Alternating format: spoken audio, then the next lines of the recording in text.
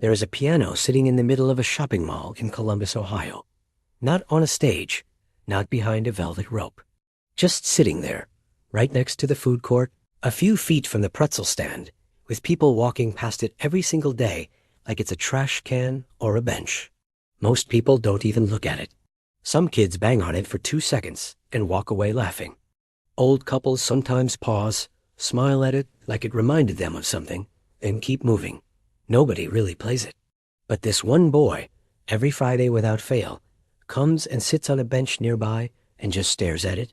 He never touches it. He never gets up and walks over to it. He just sits there with his headphones hanging around his neck, his hoodie pulled up slightly, his eyes fixed on those keys like he's having a conversation with something nobody else can hear. If you saw him, you'd probably think he was just zoning out, waiting for someone, killing time. And you'd be right. He was waiting for someone. Every Friday, he waited for his mother to finish her shift at the department store on the second floor of that same mall. She worked long hours. He had nowhere else to go after school. So he came here, sat on that bench, and waited. But the staring at the piano, that wasn't zoning out. That was something else entirely. His name doesn't matter right now. What matters is who he was. He was 14 years old. He was quiet. Not the shy kind of quiet where someone desperately wants to talk, but kind. The real kind. The kind where a person has so much going on inside their head that the outside world just feels a little too loud most of the time. He was the kind of kid who listened more than he spoke, who noticed things others missed, who could sit alone for 2 hours and not feel lonely because his thoughts were good company. He grew up in a small apartment about 20 minutes from that mall. 2 bedrooms, him and his mother. No extra money lying around, no fancy vacations, no backup plan if something went wrong. His mother worked hard, the kind of hard that leaves marks. Tired eyes at dinner, shoes worn down at the heel. A laugh that came easy anyway, because she decided a long time ago that her situation was not going to be her son's ceiling. She was the one who first noticed it. He was 4 years old when it happened. They were at a neighbor's house, a birthday party for someone on their floor, and there was an old keyboard pushed against the wall in the corner of the living room. The kind you buy at a garage sale for $15. Most of the keys still worked. The boy wandered over to it the way small children wander toward anything bright or interesting, and he pressed a key. Then another. Then, and this is the part his mother still talks about, he started picking out the melody of a song he had heard on the radio that morning. Note by note, slowly, but correctly. He was 4. His mother watched from across the room and didn't say anything. She didn't want to make a big deal out of it, in case she was imagining things. But she wasn't imagining things. She walked over, knelt down next to him, and asked him what he was doing. He shrugged the way 4-year-olds shrug, like the answer was obvious, and said, playing the song. She asked him if someone had taught him that. He shook his head and kept playing. That night, she sat on the edge of her bed for a long time thinking. She didn't have money for piano lessons. She barely had money for groceries some weeks. But she had seen something in that corner of her neighbor's living room that she could hunt and see. Her son had walked up to an instrument he had never touched in his life and played music on it by ear at 4 years old. That wasn't normal. She didn't know much about music, but she knew that wasn't normal. So she did what she always did when something felt important. She figured it out. It took her 3 months of asking around, calling community centers, and talking to people at their church before she found a piano teacher who was willing to work with them. His name was Mr. Alderd. He was in his late 50s, semi-retired, and he had spent 30 years teaching music at a private school before he left to teach on his own terms. He wasn't cheap, but when he heard the boy play, even at 4, even with no training, he agreed to charge them less than his usual rate. Some students you teach because it's your job, he told the mother. Some students you teach because it would be wrong not to. And so it began. Lessons every week. Practice every day, 6 days a week, sometimes more. The boy was never forced to practice. That was the thing that surprised Mr. Alderd most in those early years. Most children need to be reminded, pushed, bribed with screen time or snacks to sit down and do their drills. This boy had to be told to stop. His mother would call him for dinner, and he wouldn't hear her. She'd walk into the small living room, where they kept a second-hand upright piano they bought when he was 6, saved up for 8 months for it, and he'd be in his own world completely. He wasn't practicing. He was talking to the piano. That's the only way to describe it. By the time he was 8, he was playing pieces that teenagers in serious music programs struggle with. By 10, Mr. Aldert had run out of things to teach him at a basic level, and had started treating their lessons more like conversations between musicians than teacher and student. By 12, he had quietly told the mother something she already felt in her bones, that her son was genuinely gifted. Not good for his age, not promising. Gifted in the way that only comes around once in a while, where talent and dedication and love for something all land in the same person at the same time. But here's the thing about this boy that made him different from what you might be imagining. He had zero interest in being seen. He didn't want to perform. He didn't dream of concert halls or standing ovations or viral videos. When Mr. Aldert entered him in a regional youth music competition at age 11, without telling him until 2 weeks before, the boy didn't sleep properly for a week. He played beautifully that day. He placed second. And afterward, when people came up to congratulate him, he stood there nodding politely with his hands in his pockets, looking like he would rather be anywhere else on earth. His mother asked him on the way home if he was proud of himself. He thought about it for a second and said, "I play better when nobody's watching." She didn't argue with that. She understood it. She just hoped that one day he'd understand that the world was going to watch whether he was ready or not, because things that beautiful do and stay hidden forever. So that's who he was. A 14-year-old boy, quiet, gifted, completely unknown to anyone outside his apartment, his school, and his teacher's small music room. No social media presence. No YouTube channel. No audience whatsoever. Just a boy who loved something deeply and privately, the way the best love always starts.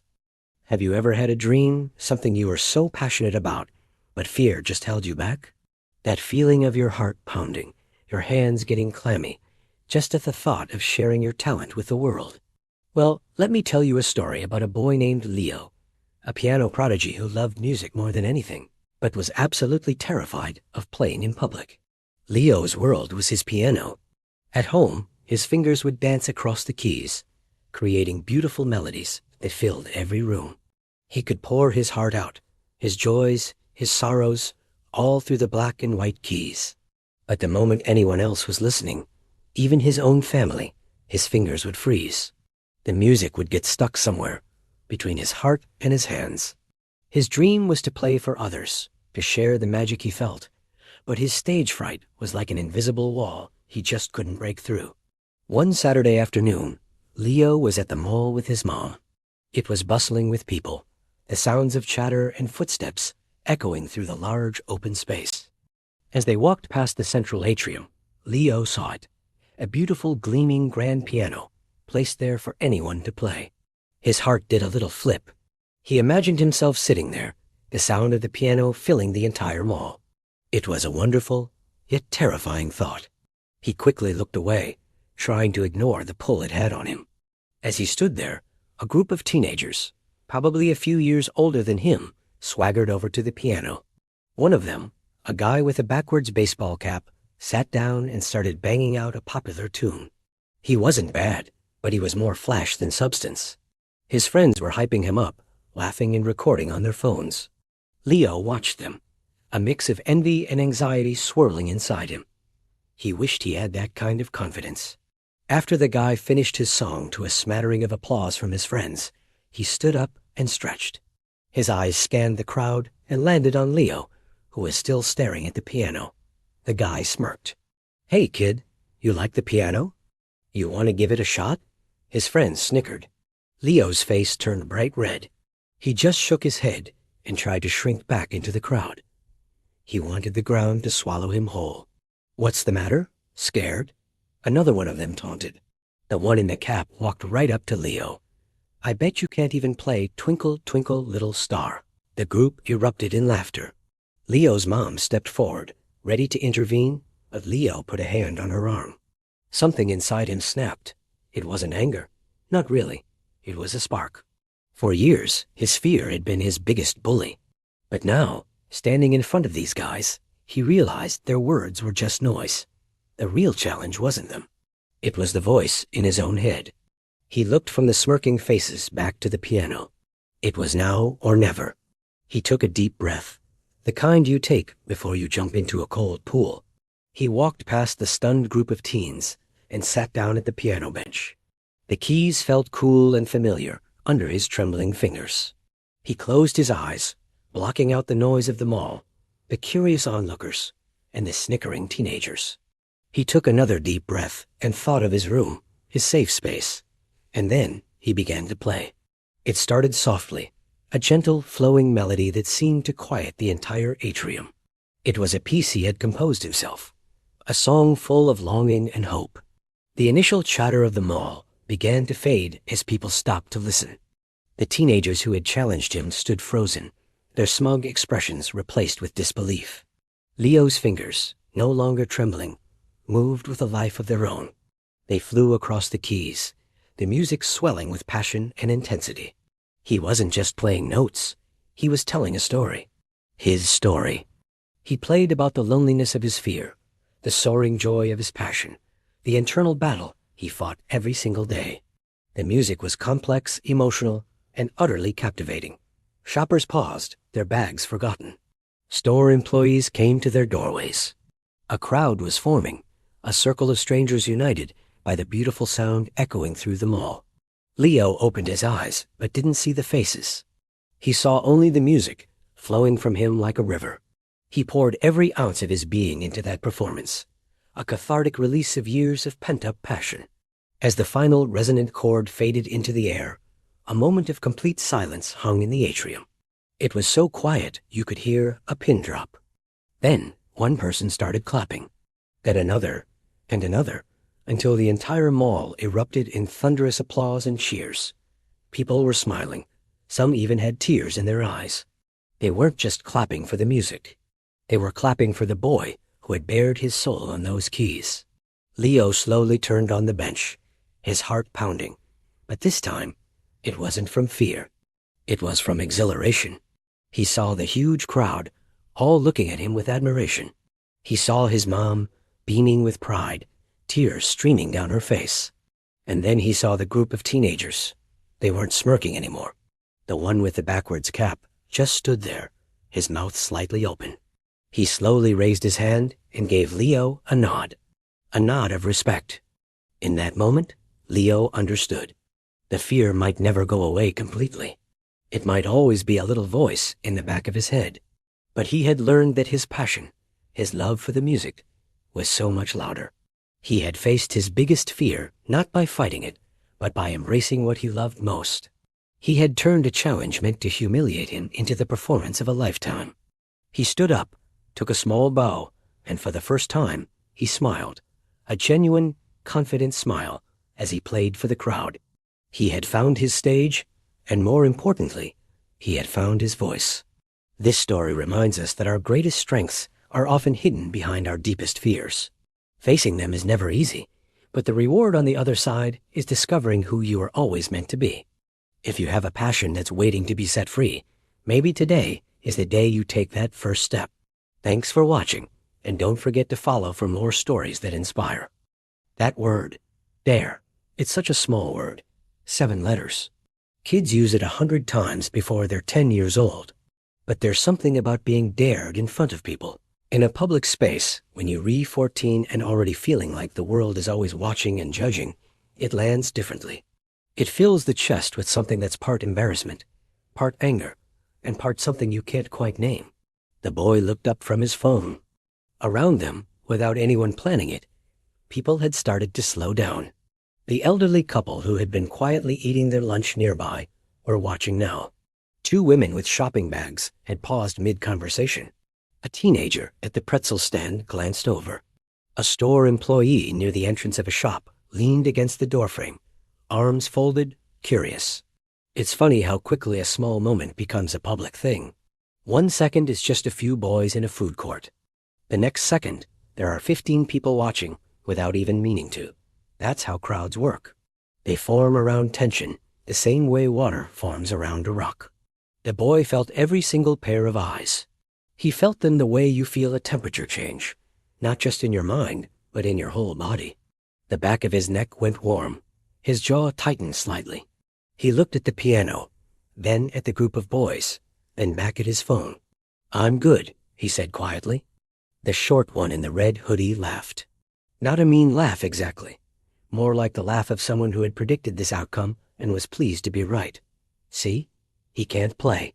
He was just sitting here looking deep, like the piano was going to come to him or something. More laughter from the group. Earl was having a moment. Another one said, grinning. And then came the part that really stung. Not because it was cruel. It wasn't. Not really. But because it was dismissive in that particular way that teenagers can be dismissive, where they don't even fully realize how sharp their words are. The tall one shrugged, turned his back to the boy, and started walking back toward his friends. "He's scared," he said simply, like he was just stating a fact, like it wasn't even worth arguing about. Forget it. That word hit different than the dare. Scared. The boy sat there with that word hanging in the air in front of him. He could let it go. He knew he could. He could put his headphones on, look at his phone, and wait for his mother to come downstairs, and these boys would move on in 5 minutes and forget he existed. That was the logical thing, the safe thing, the thing that required absolutely nothing from him. Nobody here knew him. Nobody here knew what he was capable of. Nobody here knew about 10 years of early mornings and 6 days a week practice, and a mother who worked double shifts, so a teacher could sit beside her son and tell him to listen with his whole body, not just his ears. Nobody knew any of that. He could walk away with his secret completely intact. But here's the thing about people who are deeply, genuinely good at something. And this is true no matter what the skill is, no matter the age, no matter the person. There is a quiet dignity that comes with real mastery. It's not arrogance. It's not the need to show off. It's something gentler and more stubborn than either of those things. It's the feeling that the thing you love deserves to be respected. That allowing someone to casually dismiss it, even someone who doesn't know what they re-dismissing, feels like a small betrayal. He wasn't angry at the boys. He didn't want to prove them wrong to embarrass them, or make himself look superior. He just couldn't sit there and let somebody call him scared. Not about this. Not about the piano. He stood up. His legs felt strange under him, not weak, just unfamiliar for a moment, like his body was surprised by the decision his brain had made. He walked toward the piano slowly. The group of boys noticed and went quiet, watching him now with a mixture of curiosity and mild surprise. They hadn't actually expected him to move. He sat down on the bench. It was a different feeling sitting here than sitting on the bench across the way. Over there, he was a spectator. Here the piano was right in front of him, real and immediate and waiting. He could see the worn edges of the keys. He could smell the faint oldness of the wood. He noticed the sticky F-sharp in the middle range that always showed up on public pianos that hadn't been properly maintained. He noticed the coffee stain ring on top from a cup someone had left there earlier. He put his hands on his knees. Not on the keys yet, just on his knees. He wasn't ready to start. Something was happening in his chest, not panic exactly, but a version of it. A tightness that didn't belong. He had played in front of people before. He had done a competition at 11. He had played for family. He had played for Mr. Alderd every single week for 10 years. But this was different, and he knew it, and he couldn't pretend otherwise. This was strangers. Strangers who had already decided what they thought of him. Strangers who were watching with that particular kind of attention that is only half hoping you succeed, because part of the crowd at any daring moment, if we're being completely honest, is there for the failure. Not because people are cruel, but because failure in those moments is more believable than success. It's the expected ending, the comfortable one. He could feel that expectation in the air, like a weather change. The short one in the red hoodie was smirking. The tall one had his arms crossed, head tilted slightly, expression unreadable. The others were watching with the kind of entertained patience of people waiting to see a magic trick they're pretty sure is fake. The woman with the shopping bags leaned slightly forward. The elderly man touched his wife's arm gently, nodding toward the piano. The store employee hadn't moved from the doorframe. The boy pressed one key. Middle C. It rang out into the food court air. Just one note, plain and simple. A little flat because the piano needed tuning. It faded after a second. Someone in the group made a soft noise. Half a laugh, swallowed quickly. The boy pressed a chord. 3 notes together, then another chord. His fingers were stiff in a way they almost never were. Not from lack of practice. Muscle memory doesn't disappear in a day. But from the weight of the moment sitting on top of his hands like something physical. He started to play. A real piece, something he had been working on for months. His right hand found the opening melody, and his left hand reached for the bass, and for about 15 seconds, 15 good seconds, it was actually working. You could hear it becoming something. You could hear the shape of real music starting to form in the food court air. And then it fell apart. His right hand lost the thread of the melody on a tricky passage, one he had played cleanly 100 times alone in his living room. And his fingers stumbled, hit 2 wrong notes in a row, and the whole thing collapsed like a card tower. He stopped. Have you ever had a dream, something you poured your heart and soul into, only to stumble when it mattered most? This is a story about that moment, and what comes after. In the middle of a bustling mall food court, filled with the clatter of trays and 100 different conversations, sits a public piano. It's a bold invitation, a dare to anyone brave enough to share their music with the world. And today, someone has accepted the challenge. A young boy, probably no older than 10, tentatively sits down on the bench. His hands hover over the keys, a mix of excitement and nerves playing across his face. The noise of the food court is a loud, chaotic symphony, but he seems determined to add his own melody to it. He takes a deep breath, and the first few notes of a familiar classical piece, maybe a Chopin nocturne, begin to fill the air. The notes are delicate, a little hesitant, but you can hear the hours of practice behind them. For a moment, the chaos of the food court seems to fade. A few people look up from their meals, their curiosity piqued. A woman smiles encouragingly. A group of teenagers pauses their loud conversation, turning their heads towards the piano. The boy, sensing the shift in attention, seems to gain a bit of confidence. His fingers move a little more surely, the melody growing stronger, weaving a beautiful, fragile thread of sound through the noise. He's in his own world now, a world of black and white keys and timeless music. It's a magical moment, a small pocket of beauty in the most unexpected of places. But then it happens. A wrong note. It's jarring, a sour clang that shatters the delicate spell. The boy flinches. His fingers freeze over the keys. He tries to pick up where he left off, but the flow is gone. His hands tremble, and he hits another wrong chord, then another. The melody dissolves into a clumsy, stuttering mess. The brief moment of connection is broken. The teenagers turn back to their conversation, laughing. The woman who is smiling now looks away, a little embarrassed for him. The hum of the food court rushes back in, louder than before, swallowing his failed attempt. You can see the wave of emotion wash over him. His face flushes a deep red. His shoulders slump, and he quickly pulls his hands away from the piano as if the keys were hot. He looks around, and you can just feel the weight of all those eyes, or at least what he imagines are judging eyes. He looks down at his hands in his lap, his knuckles white. The embarrassment is a physical thing, a heavy cloak he can't shrug off. He fought for the spotlight, and when he got it, he faltered. The beautiful music that lives inside him, that he's nurtured for so long in the safety of his home, just couldn't find its way out here in the open. For a long, painful minute, he just sits there, completely still, a small, defeated figure in the middle of all the motion. Every second must feel like an hour. You can almost hear the internal battle raging inside his head, the voice of doubt screaming that he's not good enough, that he should just get up and run, hide from the failure. Every instinct is probably telling him to escape. It's a feeling we all know, that hot sting of public failure. It's the moment that defines us. Do we let it break us, or do we find the strength to push through? He slowly lifts his head. His eyes are glistening, but he's not crying. There's a new look on his face, a flicker of something different. It's not defeat anymore. It's determination. He takes another deep, shaky breath, letting it out slowly. He looks at the piano, not as an enemy, but as a challenge he hasn't yet conquered. He seems to make a decision, a silent promise to himself. He flexes his fingers, one by one, as if reintroducing them to their purpose. This isn't over.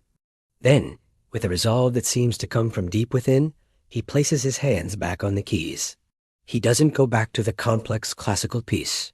Not yet. Instead, he starts with something simple. A basic C major scale. Up and down. Up and down. The notes are even, steady, and clean. It's a reset. He's not playing for the crowd anymore. He's playing for himself. He's grounding himself, finding his center in the most fundamental building block of music. The scales are his anchor in a sea of embarrassment. One scale turns into another. He moves through them methodically, each one a little more confident, a little faster. It's like watching a runner who stumbled, now stretching their legs, making sure everything is still working, rebuilding their rhythm step by step. A few people start to notice again, but this time it's different. They're not just passively listening. They're watching a story unfold. They see the initial failure, the crushing embarrassment, and now this quiet, stubborn act of courage. They see a kid refusing to be defeated. After a few minutes of scales and arpeggios, a change happens. The mechanical exercises start to blend together, morphing into something new. A simple, beautiful melody begins to emerge, one that sounds like he's creating it on the spot. It's not flashy or complicated. It's honest.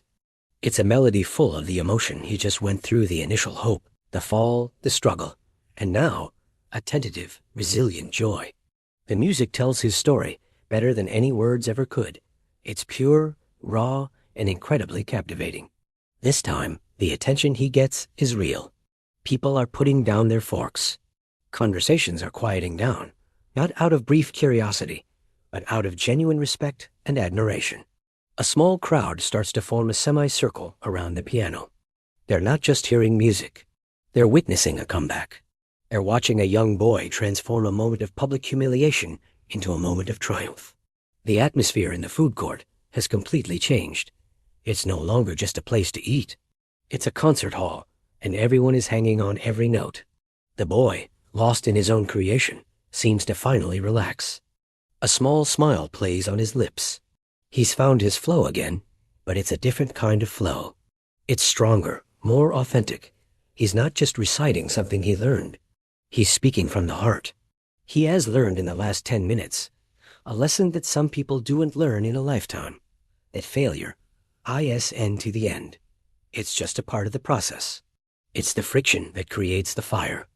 His music soars now, filling the entire space, a testament to the power of getting back up. When he finally plays the last note, it hangs in the air for a moment before the food court erupts. It's not just polite applause. It's a genuine, heartfelt ovation. People are on their feet, cheering for this young, anonymous boy who showed them what courage looks like. He looks up surprised, a blush returning to his cheeks. But this time, it's not from embarrassment. It's from pride. He gave a small, shy bow, and the applause grew even louder. He showed us all that the most beautiful music isn't always about hitting the right notes. Sometimes, it's about what you do after you hit the wrong ones. Thanks for watching. If this story moved you, please like, share, and subscribe for more content that inspires. See you next time. And that's when a few of the people standing nearby made a quiet choice to stay. They had been lingering the way people linger at the edges of public moments, ready to move on, already half turning away. But something about that one word made them stop, made them look back at the boy on the bench, at his hands still resting on the keys, at the set of his shoulders, at the complete stillness of him in the middle of all that mall noise. Something was happening here. They weren't sure what, but they stayed. The boy closed his eyes. This is the part that's hard to explain to someone who has never played music seriously, or who has never had a thing, anything, not just music, that they've put years and years of themselves into. When you've worked at something long enough, truly worked at it, it stops living only in your hands, or your voice, or your body. It starts living somewhere deeper, in a place that the noise of a food court, or the eyes of strangers, or the weight of 2 public failures can't fully reach. Not if you can find your way back to it. He was trying to find his way back. Behind his closed eyes, he wasn't in the mall anymore. He was letting himself go somewhere else. Not escaping, That's not the right word. More like returning. Going back to the place where this music actually lived for him. He thought about the first morning he had worked on this piece. It had been a Tuesday in late autumn. His mother had already left for work. The apartment was cold because they kept the heat low to save money, and it hadn't warmed up yet. He had sat down at the piano in his pajamas, with a cup of tea going cold on top of the instrument. His mother always told him not to put cups on the piano, and he always did it anyway. And he had played the opening bars for the first time, and felt something he still didn't have a word for. Not excitement, exactly. More like arrival. Like he had found a room he didn't know existed, and walked into it, and immediately felt at home. He had spent 8 months in that room. He thought about the specific Tuesday 3 weeks ago, when the transition that had been defeating him for months finally clicked. He had played it correctly, not once, not twice, but 6 times in a row, and then sat back on the piano bench and stared at the ceiling for a long moment in the way you do when something you worked very hard for finally opens up and gives you what you asked for. He thought about his mother's hands, specifically her hands, because he had noticed lately how tired they looked at the end of her shifts, the skin around her knuckles, the way she flexed them sometimes while she watched television, like they ached in a way she didn't want to talk about. She had never once complained to him about the cost of his lessons. Not once. She had never made him feel like a burden or a sacrifice. But he was old enough now to understand addition and subtraction, and he understood what the piano lessons cost when you added everything up against what she brought home. She worked that hard because she believed in this, in him, in the music, in whatever it was that she saw when he was 4 years old picking out a melody on a garage sale keyboard in a neighbor's apartment. He opened his eyes. The keys were still there, waiting, still slightly out of tune, still worn at the edges, still with that sticky F sharp. The food court was still loud. The crowd was still there, actually a little bigger now, because a few more people had drifted over in the last couple of minutes, drawn by something they couldn't name. The group of boys hadn't left either. The short one had put his phone back in his pocket. The tall one was watching the boy on the bench with an expression that had moved fully past amusement now into something quieter and more honest. The boy rolled his shoulders back once, a small, private gesture, the kind you make not for an audience, but for yourself. A reset. He placed his hands on the keys, not resting this time, positioned, ready. This time when he began, it was different before the first note even finished sounding. Different in the way the weather is different, an hour before it rains. You can't always see it, but you can feel it. Something in the quality of the air, something that tells you the ordinary rules are about to change. His hands weren't stiff anymore. Somewhere between the breathing and the closed eyes and whatever had happened in the quiet behind them, the stiffness had left. Not completely, but enough. Enough for the music to move through his hands the way it moved when it was just him and the piano and nothing else in the world. The first bar came out clean. The second bar came out cleaner. And by the third bar, something was happening in that food court that had never happened there before, and almost everyone standing nearby felt it at the exact same moment, even though none of them would have used the same words to describe it later. The room was starting to listen, not politely, not out of obligation, not because they were waiting to see if he failed again. Really, truly listen. The kind of listening that happens without any decision being made. The kind that takes hold of you before you realize it's happening. The music reached out from those old, slightly out-of-tune keys, and it found people, the elderly couple, the women with bags, the stranger who had just walked in and stopped without knowing why, the boy in the red hoodie whose mouth had opened slightly without him noticing. It found them all. And the food court, for the first time in possibly its entire existence, began to go quiet. Quiet doesn't happen all at once in a place like a mall food court. It comes in pieces. One conversation trails off. Then another. A chair stops scraping against the floor. A child who was running stops running, not because anyone told them to, but because they felt something change in the air, and even small children pick up on that kind of thing. The background noise doesn't disappear. It never fully disappears in a place like that, but it pulls back. Like the world turns the volume down a few notches without anyone touching the dial. That's what started happening. And the boy felt it, not right away. At first, he was too deep inside the music to feel anything outside of it. That's where he had needed to get, past the noise, past the crowd, past the two failures and the eyes and the dare and all of it, and he had gotten there. Finally. On the third attempt, he had found the door back to the place where the music lived in him, and he had walked through it. And right now, he was not in a mall. He was not on a bench. He was not being watched by strangers who had already made up their minds about him. He was inside the piece. If you've ever watched someone play music at that level, truly at that level, not performing, but actually playing, the difference is enormous, and you feel it even if you can't name it. You know that their face changes. It's subtle. It's not dramatic or showy. It's more like watching someone stop pretending. The small tension that most people carry in their face without even knowing it. The constant low-level effort of existing in the world around other people, it just leaves. What's underneath is something quieter and more real. That's what the crowd was beginning to see on his face. And it's what made them stop. His right hand was moving in those long rolling cascades of notes. 4 notes for every 3 from his left hand. And the 2 rhythms wove together the way they were supposed to. The way he had worked for 8 months to make them do, without fighting each other. The piece has this quality when it's played correctly where it sounds almost effortless, almost like falling. Like someone opened their hands and let something go, and it just traveled exactly where it was supposed to travel, at exactly the right speed, with exactly the right weight. The transition came, the one that had collapsed him twice before. He didn't brace for it. That was the difference. The first 2 times, some part of him had tensed up as it approached. He could feel it coming like a bump in the road, and his body had reacted before his hands could stay calm. But this time, he was somewhere else, somewhere deeper. The transition arrived, and his hands moved through it, the way water moves around something, not fighting the shape of it, just following it. And it was clean, completely clean. Both hands landed exactly where they were supposed to land, and the music continued without a single break in the thread. A woman near the back of the small crowd pressed her hand flat against her collarbone. She didn't know she did it. The tall boy's arms, which had been crossed since this whole thing started, slowly came uncrossed. He didn't move his feet. He didn't say anything. He just stood there with his arms at his sides now, and his face had a look on it that he probably would have been embarrassed about if anyone had pointed it out. Open in the way faces go open, when something surprises them so far past what they expected that they don't have a ready reaction.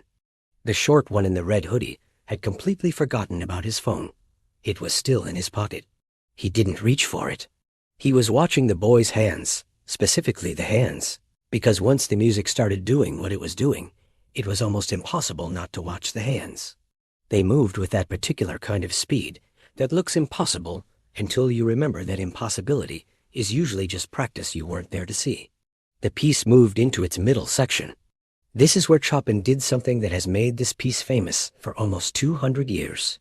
After all that speed and intensity in the opening, the music suddenly opens up into a melody, a simple, slow, heartbreakingly beautiful melody that feels like the complete opposite of everything that came before it. Like stepping out of a storm into a room where it's warm and still. Pianists call it the cantabile section. Cantabile is an Italian word that means singable.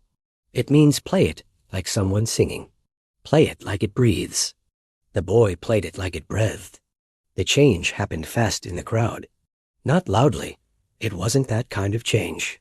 It was the quieter, more private kind, where something shifts behind people's eyes rather than on their faces. The elderly woman reached over and found her husband's hand without looking at him. He let her take it.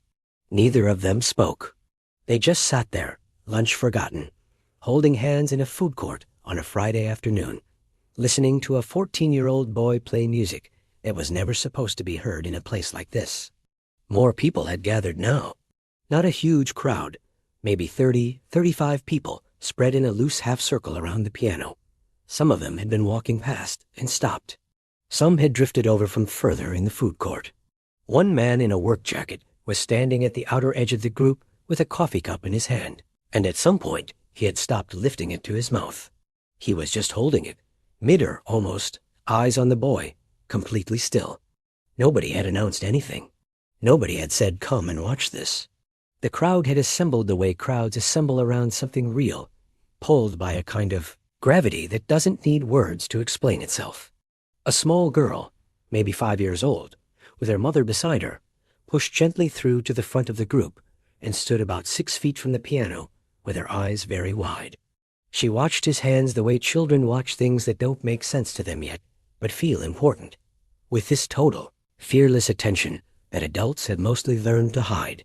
Her mother bent down to pick her up, and the little girl shook her head without looking away from the piano.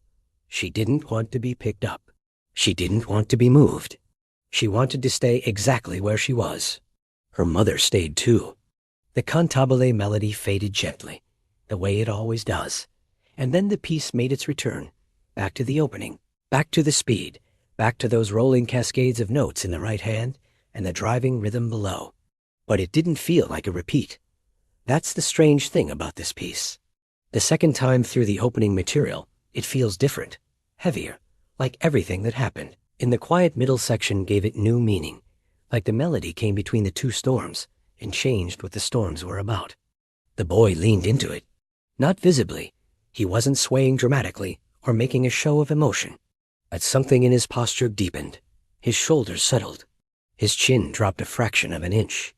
It was the posture of someone who had stopped thinking about what they were doing and had simply become it, the way long-distance runners describe a point in a race where effort stops feeling like effort and the body just goes. The music filled the food court. Not loudly. The piano was old and the ceiling was high, and a mall is never fully silent. But the music filled it the way light fills a room when you open a curtain. It found the corners. It traveled. People at tables 20 feet away who hadn't moved toward the crowd were listening now, forks resting on plates, heads tilted slightly in that unconscious way that means your ears have decided something is worth paying attention to. A store employee, a young woman, early 20s, who had been restocking a shelf near the entrance of her shop, had stopped working entirely. She was standing in the doorway of the store with a stack of folded shirts in her arms, watching. She didn't put the shirts down. She didn't go back to work. She just stood there holding them, and if you had asked her afterward, she probably wouldn't have been able to tell you exactly how long she stood there. 3 minutes and 42 seconds. That's how long the piece runs when it's played at the right tempo. It's not long. In the context of a day, or even an hour, 3 minutes and 42 seconds is almost nothing. You spend longer in line at a coffee shop. You spend longer in an elevator. But these 3 minutes and 42 seconds in a Columbus, Ohio mall food court on a regular Friday afternoon were not like other minutes. They were the kind that stretch. The kind that hold more inside them than their length should allow. The kind that people would find themselves thinking about weeks later while doing something completely unrelated, washing dishes, driving to work, lying awake at night, and not fully being able to explain why. The final bars arrived. The music began to close in the way it always closes, pulling back, slowing, the last few phrases winding down like something coming in for a landing after a long flight. The boy's hands moved through the final passage with the same cleanness that had carried the whole piece, not rushing the ending, not making it bigger than it needed to be. He let it land gently. The very last notes were soft, deliberately soft, barely above a whisper, which in a way took more control than all the speed that came before it. And then there was nothing. His hands stayed on the keys for a moment after the last note ended, not pressing anything, just resting there. The way you stay in a place for 1 extra second before you leave it, because leaving feels like too quick a goodbye. Then he lifted his hands, placed them in his lap, and looked up for the first time since he had started playing. The full second of silence that followed was the loudest thing that had happened in that food court all day.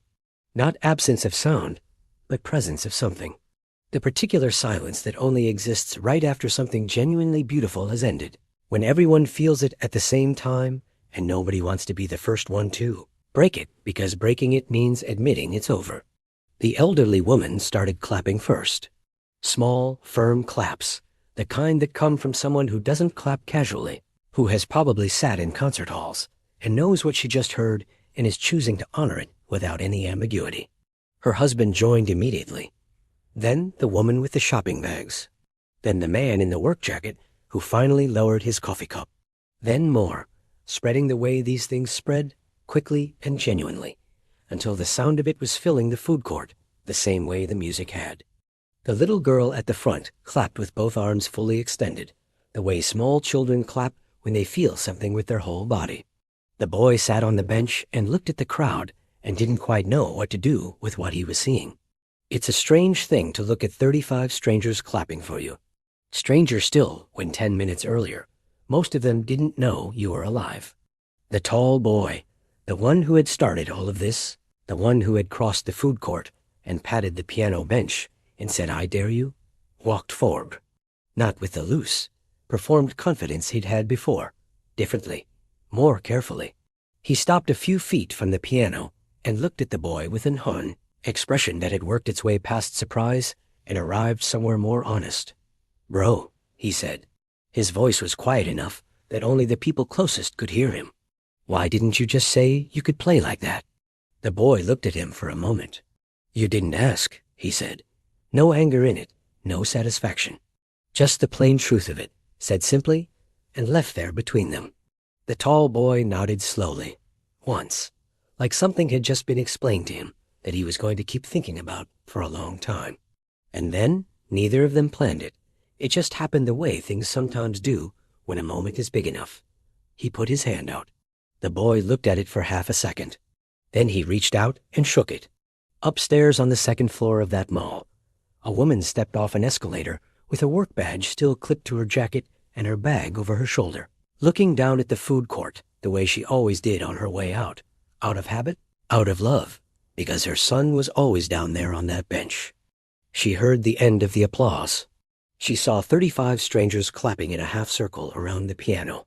She saw her son sitting on the bench in front of it, hands in his lap, looking slightly overwhelmed in the way that people look when something they kept private for a very long time has just become something the world can see. She understood everything in about 4 seconds. She stood at the top of the escalator and did not move for a long moment. Not because she was surprised.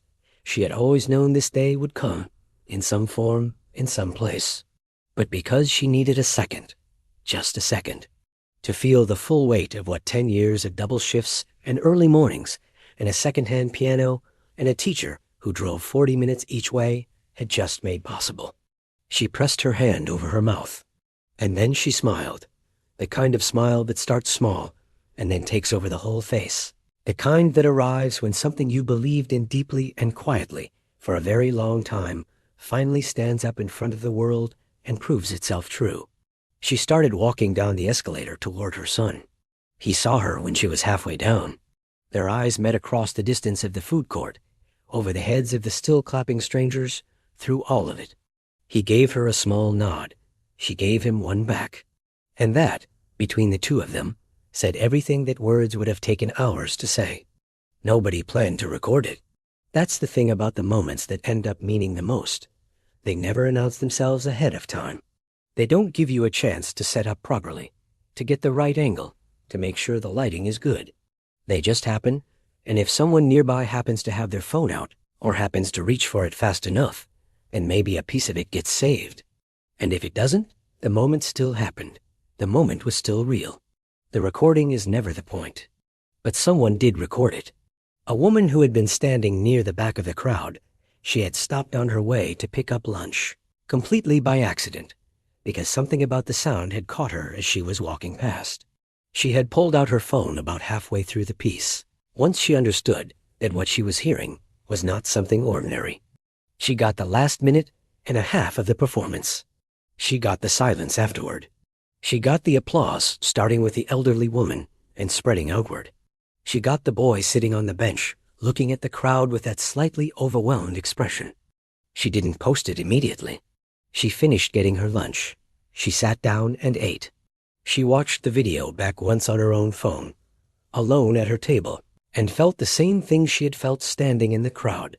That quiet, full feeling you get when you've witnessed something that reminded you the world is more surprising than you usually remember. That evening she posted it. She didn't write much. Just a simple line about a kid who got dared to play a mall piano and what happened next. By midnight, it had been viewed 40,000 times. By the next morning, it was past 1 million. By Sunday, it was at 4 million and climbing. and her phone had not stopped buzzing since Saturday afternoon, and she was a little overwhelmed because she was a regular person who had just been getting lunch on a Friday and had not expected any of this at all. The comments were something. Not in the way internet comments usually are something. Not heated or divided or full of people arguing with strangers about things that don't concern them. These comments were different. People were writing things they probably wouldn't have said out loud to another person.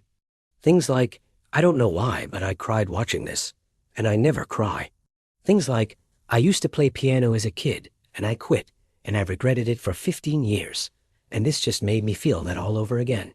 Things like, "The look on his face when he plays is the look I want to have when I'm doing my job, and I've never had it once." A music teacher in another country shared the video with her students and wrote about it on her own page. A man who had been a concert pianist for 30 years and had since retired watched it 4 times and then wrote a short piece about what he saw in the boy's technique, not just the skill, but the relationship. The ease, the lack of performance anxiety that is the hardest thing to teach and almost impossible to fake. A piano conservatory reached out, then another. Then a local news station called the mall to ask if anyone knew who the boy was. The mall didn't release any information.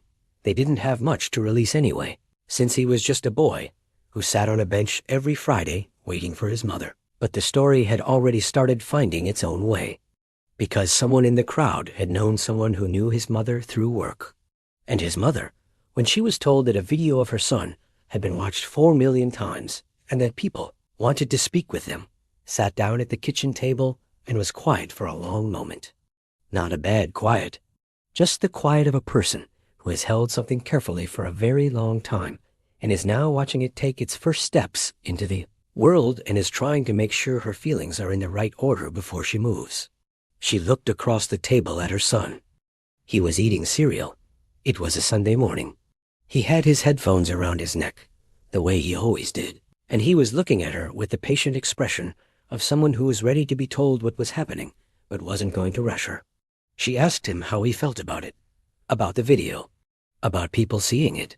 He thought about it for a genuine moment, chewing, looking at the table, taking the question seriously, the way he took most things seriously.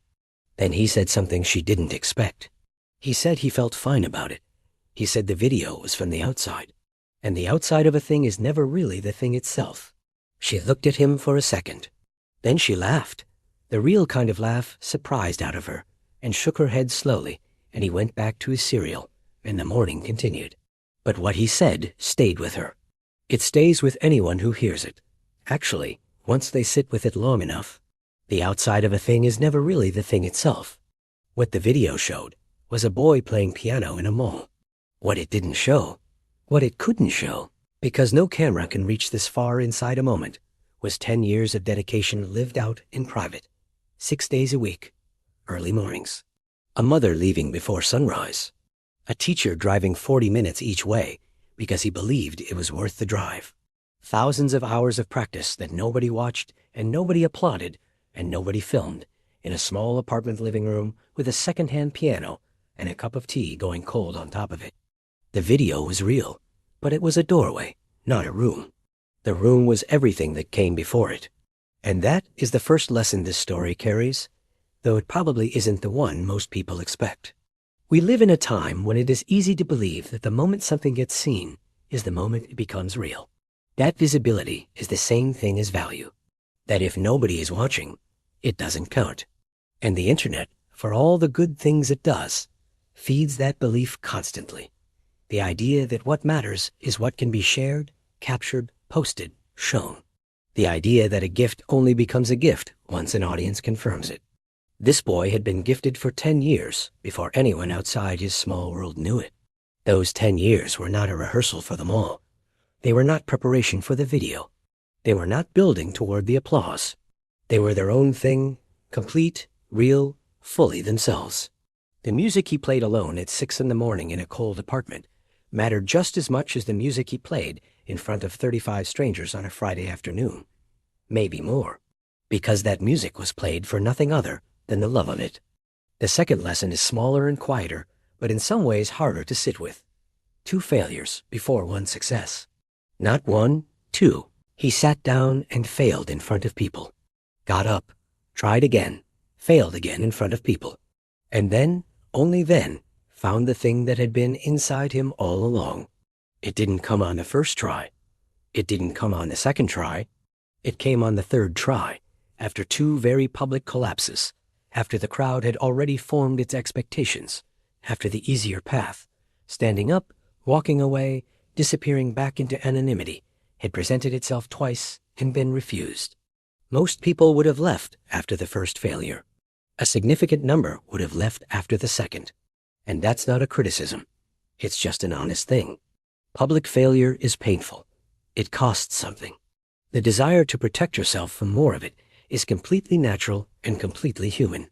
But the cost of leaving after the second failure, in this story specifically, would have been everything. Because the third try was where it lived. It makes you wonder, in the most uncomfortable kind of way, how many third tries you never got to because you left after the second failure.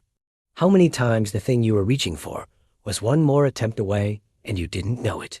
How many rooms exist just past the last door you decided not to open. You can't know. That's the honest answer. You can't know what the third try would have given you because you didn't take it, but you can know it going forward. You can take that knowledge into the next time something collapses on you in front of people and you feel the pull to stand up and walk away. You can remember a 14-year-old boy in a food court who stayed on the bench and said, "Give me a second," and put his hands back on the keys. The third lesson belongs to the group of boys who started the whole thing.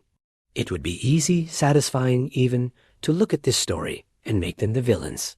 The loud teenagers who mocked a quiet kid and got proven wrong. That's a clean story. A tidy one. But it's not quite accurate, and inaccuracy in a story always costs something. Those boys were not cruel. They were young and restless, and they stumbled into a moment they didn't understand and reacted the way young people sometimes react, with noise, with a dare, with casual dismissal. And then, when the truth presented itself, they stayed. They watched. They felt it. The tall one stood with his arms uncrossed and his face open, and he walked forward afterward and put his hand out. That matters. That matters because it's easy to humble yourself in private. It costs almost nothing to change your mind when nobody is watching. What costs something is doing it out loud, in front of your friends, in a mall food court, when 2 minutes ago you were the one calling someone scared. That took something from him, a small courage, a willingness to let the moment be bigger than his ego.